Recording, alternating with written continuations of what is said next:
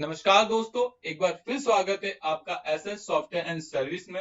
मैं शाहरुख आपका दोस्त आज लेकर आया एक नया टॉपिक जिसके अंदर आज हम आपके साथ बात करेंगे टीडीएस पोर्टल के अंदर स्टेटमेंट और पेमेंट ऑप्शन को। आज हम आपको डिटेल में स्टेप के बारे में बताएंगे और आप इस स्टेप का यूज करके अपने बहुत सारे काम कर सकते हैं टीडीएस पोर्टल के अंदर।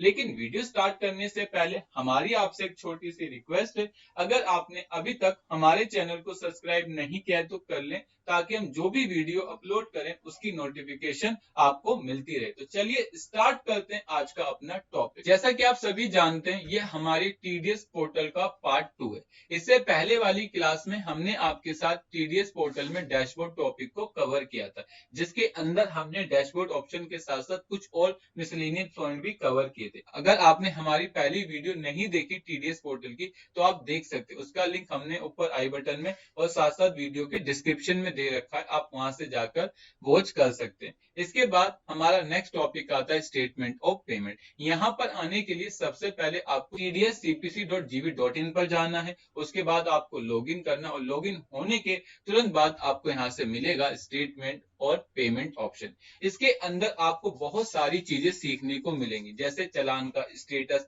आपने जो रिटर्न फाइल की थी वो एक्चुअल में फाइल हुई है या नहीं, अगर आपको रिफंड अप्लाई करना है, ये सारी चीजें इसी टैब के अंदर आपके साथ है। तो चलिए स्टार्ट करते हैं वन बाय वन। इसके अंदर सबसे पहला टॉपिक आता है स्टेटमेंट स्टेटस। अगर आपको अपनी स्टेटमेंट का स्टेटस पता करना है तो आप पता कर सकते हैं। इसके लिए आपको यहाँ पर 4 ऑप्शन है। पहला होता है स्टेटमेंट, कि आपको स्टेटमेंट पता करनी है तो उसके लिए आपको सबसे पहले अपना फाइनेंशियल ईयर देना होगा, अपनी क्वार्टर सिलेक्ट करनी होगी, अपना फॉर्म टाइप सिलेक्ट करना होगा और उसके बाद खाली व्यू और स्टेटमेंट पर क्लिक करना है। तो आप जैसे ही व्यू स्टेटमेंट स्टेटस पर क्लिक करेंगे तो यहाँ पर आपका टोकन नंबर, आपका स्टेटमेंट टाइप, आपका फाइनेंशियल ईयर, आपकी क्वार्टर, आपका form type, date of filing, status as on date और रिमार्क आपको मिल जाएगा। अगर आपको टोकन नंबर के हिसाब से अपनी स्टेटमेंट पता करनी है तो खाली आप आपके पास जो भी टोकन नंबर आप वो यहाँ टाइप कर दें और व्यू स्टेटमेंट पर क्लिक कर दें तो आपके सामने वो इंफॉर्मेशन आ जाएगी। अगर आपको स्टेटमेंट स्टेटस के हिसाब से देखनी है तो आप वो भी देख सकते हैं,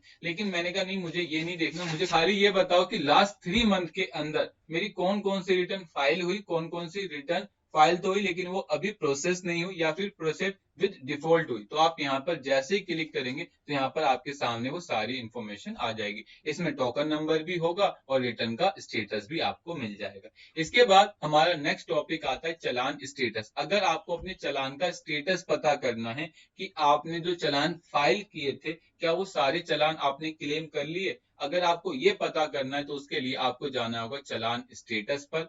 इसके बाद यहाँ से आपको सिन मिलेगा और पीरियड ऑफ पेमेंट मिलेगी। इसे सिलेक्ट करने के बाद आपको डायरेक्ट गो बटन पर क्लिक करना है। उसके बाद आपको यहाँ से अपनी स्टार्टिंग डेट डालनी कि आप रिपोर्ट कब से कब तक देखना चाहते हो। तो मैंने यहाँ से अपनी स्टार्टिंग और एंडिंग डेट टाइप कर दी और उसके बाद ये पूछता है चालान स्टेटस। तो यहाँ पर आपको 3 ऑप्शन मिलेंगे, जिसमें पहला होगा ऑल, फिर दूसरा होगा क्लेम और तीसरा होगा अनक्लेम। मैंने कहा ऑल चाहिए तो मैं यहाँ से ऑल लूंगा और गो बटन पर क्लिक कर दूंगा। जैसे ही मैं गो बटन पर क्लिक करूंगा तो मेरे पास जितने चालान होंगे सबकी इंफॉर्मेशन आ जाएगी। यहाँ पर डेट ऑफ डिपॉजिट मिल जाएगा, यहाँ से चालान का सीरियल नंबर मिल जाएगा और यहाँ से चालान का स्टेटस आपको मिल जाएगा। मैंने अपने तीनों चालान को क्लेम कर लिया तो यहाँ पर मेरा जो स्टेटस है वो क्लेम दिखा रहा है।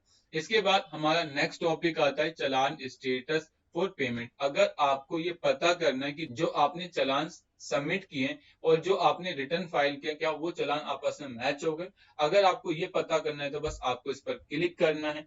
जैसे ही आप क्लिक करोगे तो उसके बाद आपको सबसे पहले अपना फाइनेंशियल ईयर सिलेक्ट करना है, अपनी क्वार्टर सिलेक्ट करनी है, फॉर्म टाइप सिलेक्ट करना है और उसके बाद आपको गो बटन पर क्लिक कर देना है। जैसे ही आप गो बटन पर क्लिक करोगे तो यहाँ से आपका चालान डिटेल, रिकॉर्ड नंबर मिलेगा, BSR code, date of deposit, चालान का सीरियल नंबर क्या था, चालान का अमाउंट क्या था, चालान का स्टेटस क्या है और कितना अमाउंट क्लेम किया, ये सारी इंफॉर्मेशन आपके सामने उठ के आ जाएगी। और अगर आपने चालान क्लेम नहीं किया होता तो वो एक्सिस क्लेम अमाउंट के अंदर आपके सामने आ जाता। तो आप इस तरीके से अपने चालान की इंफॉर्मेशन निकाल सकते हैं।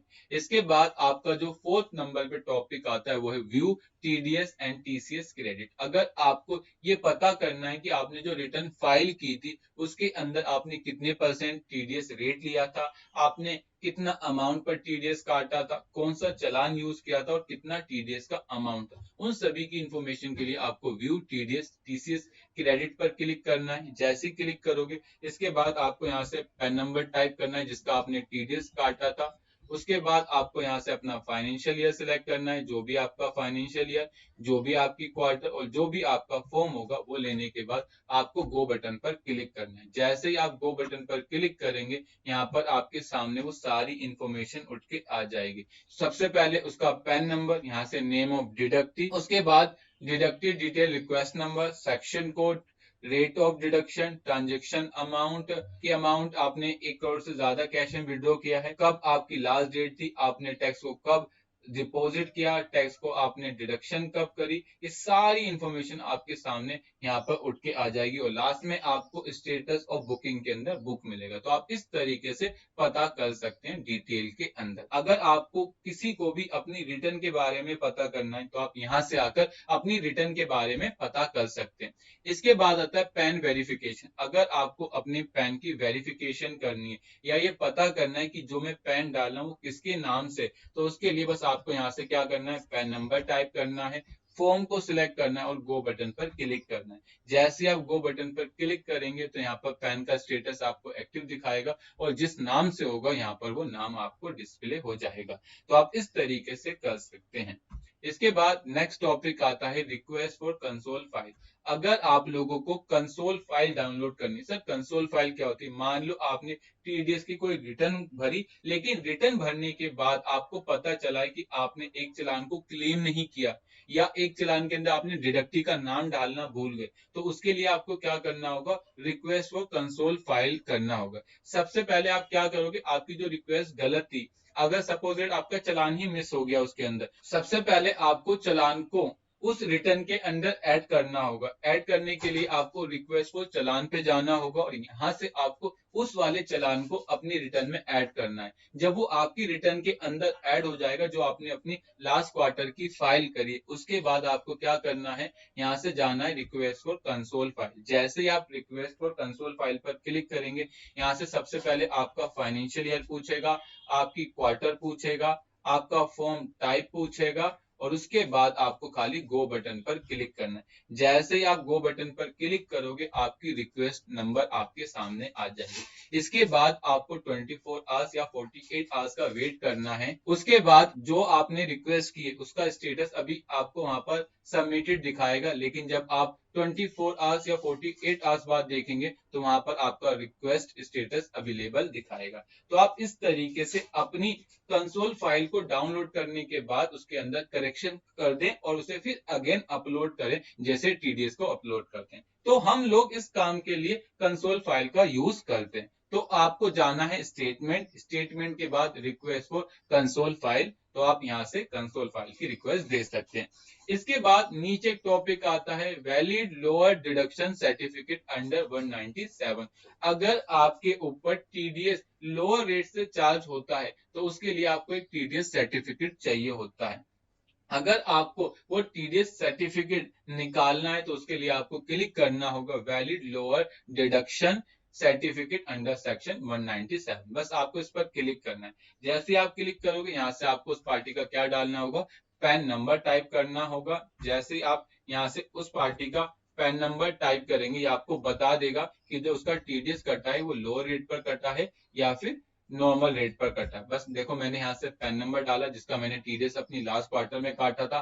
फाइनेंशियल और गो बटन पर क्लिक कर दूंगा तो मैसेज देगा कि आपका इस क्राइटेरिया के अंदर नहीं आता, क्योंकि आपको लोअर सर्टिफिकेट लेने के लिए कुछ और बातों का भी ध्यान रखना होता है। तो अगर आपकी कोई एक ऐसी पार्टी है जिनको आप सर्टिफिकेट इश्यू करना चाहते हो तो आप यहाँ से कर सकते हैं। इसके बाद नेक्स्ट टॉपिक आता है रिक्वेस्ट फॉर रिफंड। अगर आपने गलती से टीडीएस अमाउंट के अंदर ज्यादा पेमेंट कर दी और आप चाहते हो कि वो पेमेंट मेरी वापसी आ जाए तो उसके लिए आपको रिक्वेस्ट फॉर रिफंड पर क्लिक करना होगा। जैसे आप रिक्वेस्ट फॉर रिफंड पर क्लिक करेंगे तो यहाँ पर आपके पास काफी सारी इंफॉर्मेशन आएगी, जिसमें सबसे पहली बात आपसे कहेगा कि आपको जो भी रिफंड चाहिए सबसे पहले आपके पास डीएससी होना चाहिए, मतलब डिजिटल सिग्नेचर होना चाहिए। अगर आपके पास डिजिटल सिग्नेचर नहीं होगा तो आप अपना रिफंड क्लेम नहीं कर सकते। इसके बाद आपका जो रिफंड का अमाउंट है वो 100 रुपए से ज्यादा का होना चाहिए। अगर आपका रिफंड 100 रुपए से कम का होगा तो ये रिक्वेस्ट आगे प्रोसीड नहीं करेगा।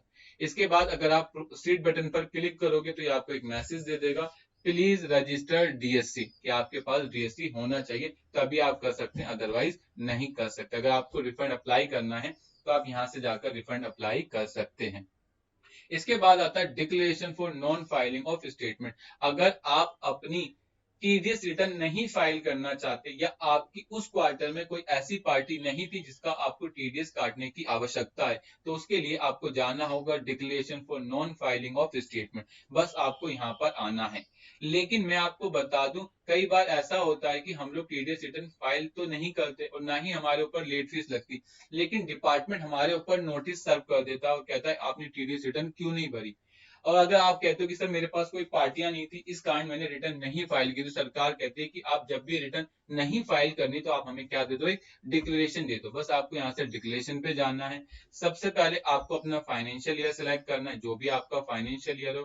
फिर आपको अपनी क्वार्टर सिलेक्ट करनी है, फिर आपको अपना फॉर्म सिलेक्ट करना है और यहाँ से रीजन सिलेक्ट करना है कि आप क्यों नहीं करना चाहते। तो हमने यहाँ से अपना पहला रीजन ले लिया कि हम उसके लिए अभी लायबल नहीं है या हमारे ऊपर अभी कोई टीडीएस काटने का प्रोविजन नहीं आया। इसके बाद आपको ऐड स्टेटमेंट डिटेल पर क्लिक करना होगा। जैसे क्लिक करोगे यहाँ पर आपका फाइनेंशियल ईयर, आपकी क्वार्टर, आपका फॉर्म टाइप और आपका रीजन आ जाएगा। इसके बाद आपको डायरेक्ट प्रोसीड बटन पर क्लिक करना है। जैसे प्रोसीड बटन पर क्लिक करोगे आपके सामने अगेन एक मैसेज आएगा कि आपको रीजन जो दे रहे वो सही है ना, मतलब आप जो हमें बात बता रहे हो वो सही है, आपके ऊपर कोई लाइबिलिटीज तो नहीं है। इसके बाद आप इन सभी को पढ़ लें और एक एक करने के बाद सिलेक्ट कर दें। जैसे ही आप इन सबको यस करेंगे यहाँ आपके सामने आई एग्री का बटन आ जाएगा, इस पर आपको क्लिक कर देना है और उसके बाद क्या करना है, यहाँ से आपको सबमिट बटन पर क्लिक कर देना और जैसे ही आप सबमिट बटन पर क्लिक करोगे ये एक डिक्लेरेशन फाइल हो जाएगी। तो आप इस तरीके से डिक्लेरेशन भी फाइल कर सकते हैं। इसके बाद आपका नीचे टॉपिक आता है declaration to deposit lower TDS. अगर आपने किसी का लोअर रेट से टीडीएस काटा है और उसके लिए अगर आप कोई भी डिक्लेरेशन देना चाहते हो तो आप यहां से जाकर उसकी क्या दे सकते हैं, डिक्लेरेशन दे सकते हैं। इसके बाद हमारा नेक्स्ट टॉपिक आता है request for all task challan correction. अगर तुमसे चालान में कोई भी गलती हो जाती है और उस चालान को आप ठीक करना चाहते हो तो आप यहां पर आकर अपनी रिक्वेस्ट कर सकते हो और उसके बाद आप अपने चालान को ठीक कर सकते हैं। बस आपको रिक्वेस्ट फॉर चालान पर क्लिक करना है। जैसे ही आप रिक्वेस्ट फॉर चालान पर क्लिक करेंगे तब आपके सामने एक और नई विंडो ओपन होगी। आप याद रखना आप चार ही चीजें चेंज कर सकते हैं। सबसे पहले financial year, major head, minor head और सेक्शन कोड। फाइनेंशियल ईयर हम सभी जानते हैं जो 1 अप्रैल से स्टार्ट होता है 31 मार्च को खत्म हो जाता है, उसे हम फाइनेंशियल ईयर कहते हैं। मेजर कोड आप सभी जानते हैं, जब हम पेमेंट करते हैं तो वहां पर हमें 200 और 400 मिलता है।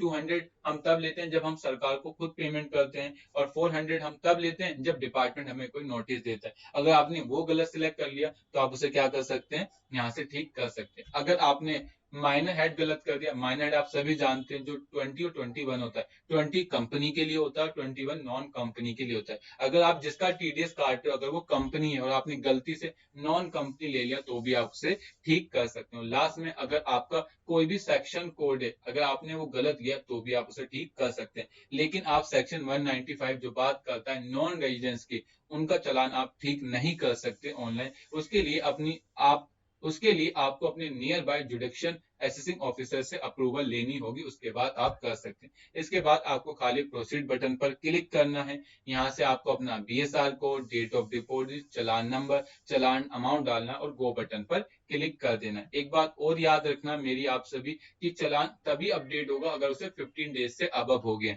अगर 15 डेज से कम होगा तो चालान आपका अपडेट नहीं होगा, उसके लिए आपको 15 डेज तक का वेट करना पड़ेगा। इसके लिए मैंने ऑलरेडी वीडियो बना रखी जिसका लिंक ऊपर आई बटन में, आप वहां जाकर इसकी डिटेल में देख सकते हैं।